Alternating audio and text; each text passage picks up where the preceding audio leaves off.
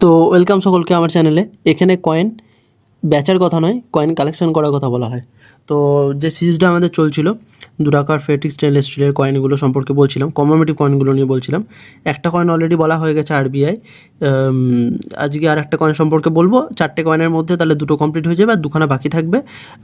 4টে কয়েনের মধ্যে এয়ারফোর্সের কয়েনটারই দাম সব থেকে বেশি, যেটা আমার কাছে নেই, যেটা আমি পরে কালেকশানে অ্যাড করে সেটা নিয়ে আমি ভিডিও বানিয়ে দেবো।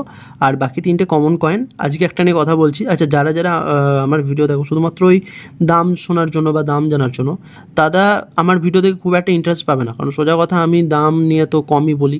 আর আমি কখনোই আমার ভিডিও লাইক সাবস্ক্রাইব করতে বলি না, কারণ আমি আমার চ্যানেলে শুধুমাত্র যারা কয়েন কালেক্টর আমি তাদেরকে চাই আমার যেন আমার চ্যানেলটা সেই সমস্ত লোকেরাই ভিডিও দেখুক, যারা ভিডিও সবাই দেখতে পারে, বাট সাবস্ক্রাইব তারাই করুক যারা কয়েন কালেকশন করতে চায় বা কয়েন কালেক্টর হতে চায়। কারণ আমি একজন নিউমিজমেটিক ফিল্ডে কয়েন কালেকশন করতে চাই। আমি যেমন এবার প্রত্যেকের ফিল্ড আলাদা আলাদা থাকে, প্রত্যেকের চয়েস আলাদা থাকে। কেউ এরর কয়েন কালেকশন করে, কেউ ইউএনসি প্রুফ সেটের কয়েন কালেকশন করে। তো আমার যেমন ইচ্ছাটা আছে কমেমোরেটিভ রোটেশন কয়েন, আমি কিছু কালেকশন করেওছি, ভালো ভালো দামি দামি কয়েন কিছু রোটেশন কমেমোরেটিভ। আমি সেগুলো নিয়ে পরে দেখাবো, পরে আলোচনা করব। তো আগে এই কয়েনটা সম্পর্কে বলে নিই, তারপর আমি বাকি কথা বলছি। তো এই কয়েনটা একটা কমন কয়েন, এটা হচ্ছে লুইস ব্রেল।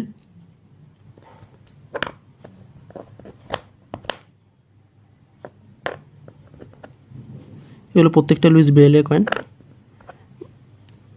ব্রেল হচ্ছে বেসিক্যালি ফ্রান্সের লোক।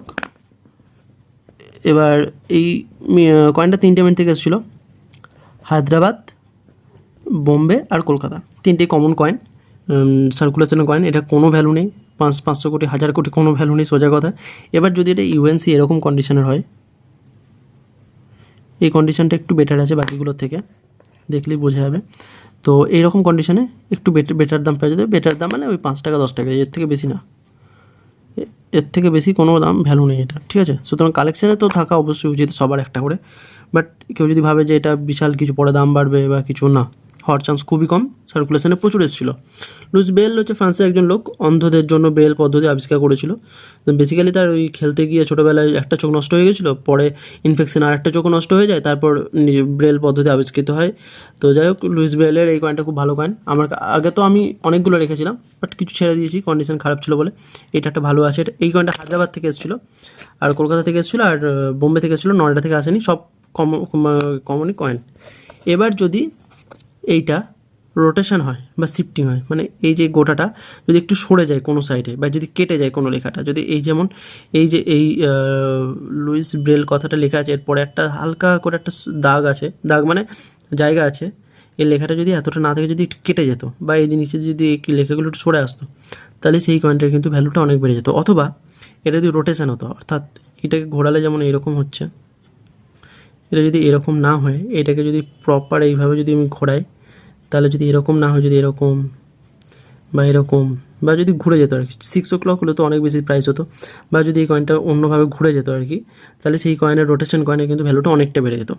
মিনিমাম জাস্ট হালকা এইরকম 11 o'clock বা এরকম 1 o'clock এরকম হয়ে গেলে 100 টাকা দাম হয়ে যেত।